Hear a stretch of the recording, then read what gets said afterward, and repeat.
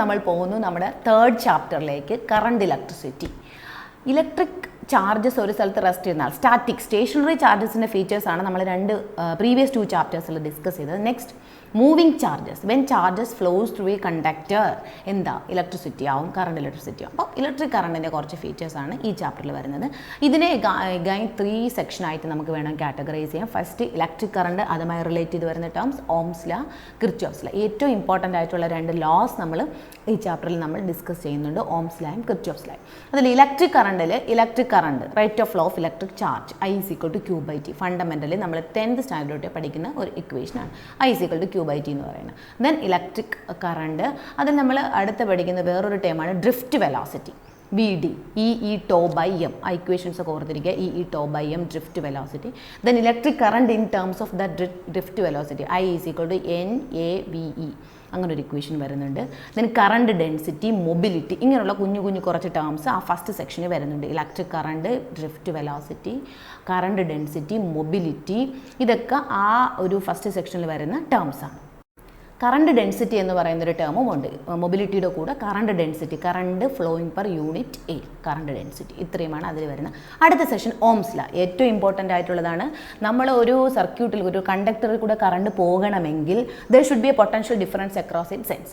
ആ potential ഡിഫറൻസും flow ചെയ്യുന്ന കറണ്ടും തമ്മിലുള്ള റിലേഷൻ, എന്താണ് അവർ തമ്മിലുള്ള റിലേഷൻ എന്ന് ഷോ ചെയ്യുന്ന ഒരു ലോ, ഇമ്പോർട്ടൻ്റ് ആയിട്ടുള്ള ലോ ആണ്. ജോർജ് സൈമൺ ഓം കണ്ടുപിടിച്ച അല്ലെങ്കിൽ ഇംപ്ലിമെൻറ്റ് ചെയ്ത അല്ലെങ്കിൽ കൊണ്ടുവന്ന ഓംസ് ലാ എന്ന് പറയുന്നത്. ആ ഓംസ് ലാ ഏറ്റവും ഇമ്പോർട്ടൻ്റ് ആയിട്ടുള്ള കാരണമാണ് നമ്മൾ ഇലക്ട്രിസിറ്റി ഏതൊരു പ്രോബ്ലം സോൾവ് ചെയ്യണമെന്ന് basically will depend on Ohm's ലാ.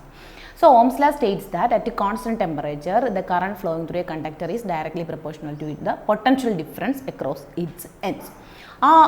അതിൽ നിന്ന് നമുക്കൊരു മാത്തമാറ്റിക്കൽ എക്സ്പ്രഷൻ കിട്ടും, V=I/R. ഇക്വേഷൻ ഓർത്ത് വെച്ചേക്കളാം, V=I/R.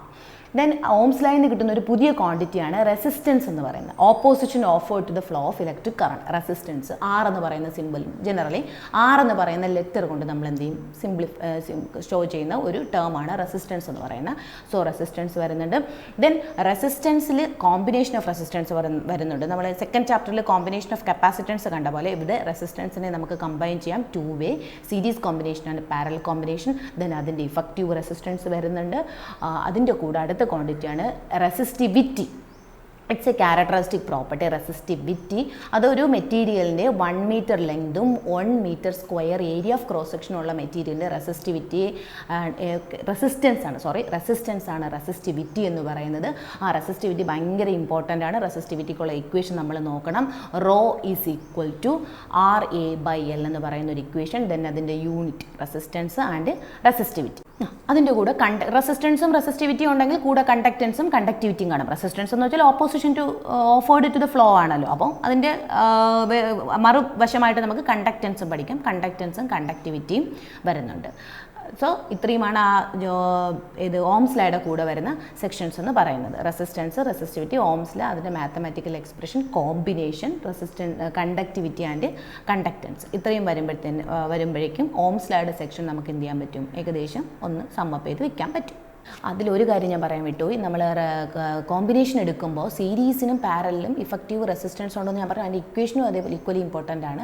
സീരീസ് കോമ്പിനേഷൻ വരുമ്പോൾ when 2 resistors R1 and R2 are connected in series, effective resistance R=R1 + R2 ആയിരിക്കും. അതായത് 2 റെസിസ്റ്റേഴ്സ് സീരീസ് ആയിട്ട് കണക്ട് ചെയ്താൽ റിസൾട്ടൻ്റ് റെസിസ്റ്റൻസ് ഇൻക്രീസ് ചെയ്യും. നമ്മൾ ആ ഒരു കോൺസെപ്റ്റും കൂടെ ഓർത്ത് വെച്ചേക്കണം. Resultant resistance will increase. So the resultant resistance when 2 resistors R1 and R2 are connected in series is R=R1 + R2.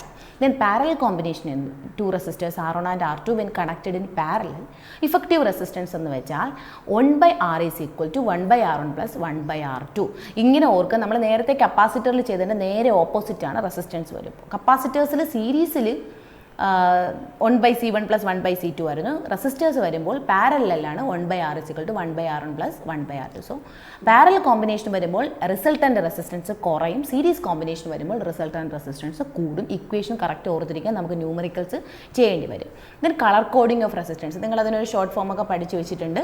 Colour coding ഓഫ് റെസിസ്റ്റൻസിൻ്റെ B Roy of Great Britain has a very good wife. ഓരോ കളറും B four black, brown, അങ്ങനെ ഓരോ കളറിനും അതിൻ്റെ നമ്പേഴ്സും ഉണ്ട്. അത് വെച്ച് വെച്ചിട്ട് നമുക്ക് ഒരു റെസിസ്റ്റൻസ് തന്നിരുന്നാൽ ഇത്ര കളറുകളാണ്, റെഡും ബ്ലൂവും ഗ്രേയും ആണ് എങ്കിൽ അതിൻ്റെ വാല്യൂ എത്ര, ആ തരത്തിലുള്ള ന്യൂമറിക്കൽസ് ചോദിച്ചു വരാറുണ്ട്. അതിന് വേണ്ടി നമ്മൾ ഈ കളർ കോഡിംഗ് ഓഫ് റെസിസ്റ്റൻസ് ഓർത്ത് വെച്ചേക്കണം. അടുത്ത അതിൽ വരുന്ന ഒരു സെക്ഷൻ എന്ന് പറയുന്നത് ഗ്രൂപ്പിംഗ് ഓഫ് സെൽസ്. സെൽ ഉണ്ടല്ലോ, നമ്മുടെ EMF പ്രൊവൈഡർ, വോൾട്ടേജ് സോഴ്സ്, നമുക്ക് ഉള്ള വോൾട്ടേജ് സോഴ്സ് അല്ലെങ്കിൽ നമുക്ക് ഇലക്ട്രിക്കൽ എനർജി പ്രൊവൈഡ് ചെയ്യുന്ന ഏജൻറ്റ്സ്, ആ സെൽസിനെ കമ്പൈൻ ചെയ്ത് നമ്മൾ സർക്യൂട്ട്സിൽ യൂസ് ചെയ്യാറുണ്ട്. ഗ്രൂപ്പിംഗ് ഓഫ് സെൽസും ഇതുപോലെ തന്നെ റെസിസ്റ്റേഴ്സിനെ പോലെ രണ്ട് രീതിയിൽ നമുക്ക് കമ്പൈൻ ചെയ്യാം. സീരീസ് ആയിട്ടും കമ്പൈൻ ചെയ്യാം, പാരലൽ ആയിട്ടും കമ്പൈൻ ചെയ്യാം. സോ ആ കോമ്പിനേഷനിൽ വരുന്ന നെറ്റ് വോൾട്ടേജ് എത്ര അല്ലെങ്കിൽ നെറ്റ് റെസിസ്റ്റൻസ് എത്ര, ഇതെല്ലാം കൂടി ഒന്ന് നോക്കിയേക്കണം.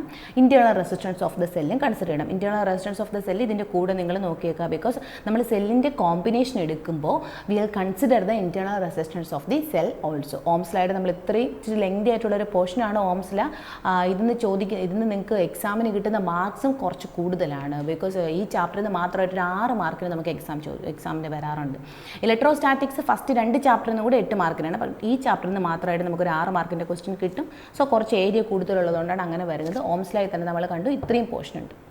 കറണ്ട് ഇലക്ട്രിസിറ്റിയിലെ 3ാമത്തെ സെക്ഷനാണ് കിർച്ചോഫ്സ് റൂൾ എന്ന് പറയുന്നത്. ഓംസ്ലായിൽ നമ്മൾ കുറച്ച് സിമ്പിളായിട്ടുള്ള സർക്യൂട്ട്സാണ് യൂസ് ചെയ്യണം. ഓംസ്ല അപ്ലൈ ചെയ്യാൻ പറ്റാത്ത കുറച്ച് കോംപ്ലിക്കേറ്റഡ് സർക്യൂട്ട്സ് വരുമ്പോൾ, അതായത് കമ്പോണൻസ് കൂടുതൽ വരുമ്പോൾ, കൂടുതൽ നമ്പർ ഓഫ് EMF സോഴ്സും കൂടുതൽ നമ്പർ ഓഫ് റെസിസ്റ്റൻസും ഒക്കെ വരുമ്പോൾ നമുക്ക് അപ്ലൈ ചെയ്യാൻ പറ്റുന്ന ഒരു റൂളാണ് കിർച്ചോഫ്സ് റൂൾ എന്ന് പറയുന്നത്. സോ കിർച്ചോഫ്സിന് 2 റൂളുണ്ട്, ലൂപ്പ് റൂളും then junction rule and loop റൂളിന് മെഷ് റൂൾ എന്നും പറയാറുണ്ട്.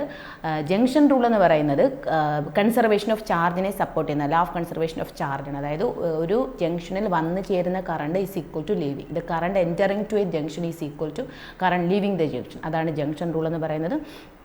Loop rule states that the total potential drop across all the resistors and cells in a closed loop is equal to 0.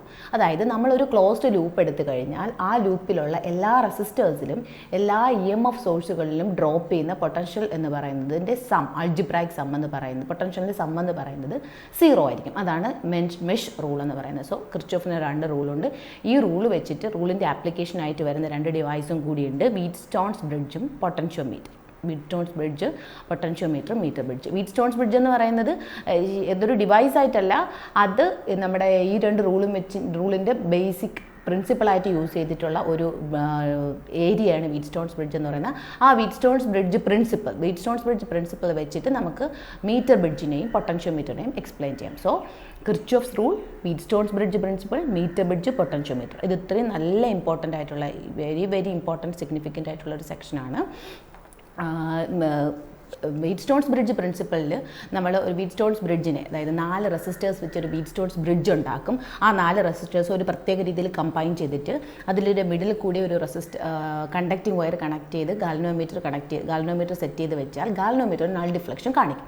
Means ആ ഒരു particular അറേഞ്ച്മെൻറ്റിൽ റെസിസ്റ്റേഴ്സിന് across ആയിട്ടുള്ള റെസിസ്റ്റൻസുകൾ തമ്മിലൊരു ratio ഉണ്ടായിരിക്കും. അതാണ് Wheatstone's bridge principle എന്ന് പറയുന്നത്. ഈ വീറ്റ്സ്റ്റോൺസ് ബ്രിഡ്ജ് പ്രിൻസിപ്പിൾ വെച്ച് വർക്ക് ചെയ്യുന്ന 2 ഡിവൈസുകളാണ് metre ബ്രിഡ്ജും potentiometer.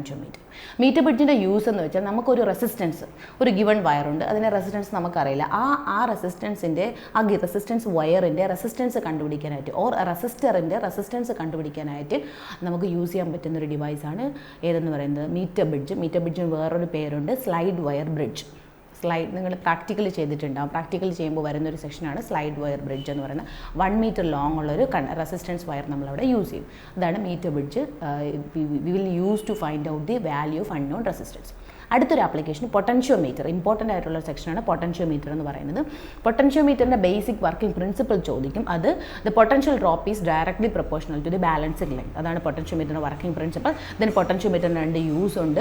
To compare the EMF of 2 cells, E1/E2 is equal to L1/L2 എന്ന് പറയുന്ന ബേസിക് ഇക്വേഷൻ യൂസ് ചെയ്യണം. Compare the EMF of 2 cells and to calculate the internal resistance of a given cell. So Wheatstone's bridge principle വെച്ച് നമുക്ക് work ചെയ്യുന്ന meter ബ്രിഡ്ജും പൊട്ടൻഷ്യോമീറ്ററും. Meter ബ്രിഡ്ജിൻ്റെ use to calculate the unknown resistance, potentiometer to compare the EMF of 2 cells and calculate the internal resistance of a given cell. ഇത്രയാകുമ്പോൾ current electricity finish.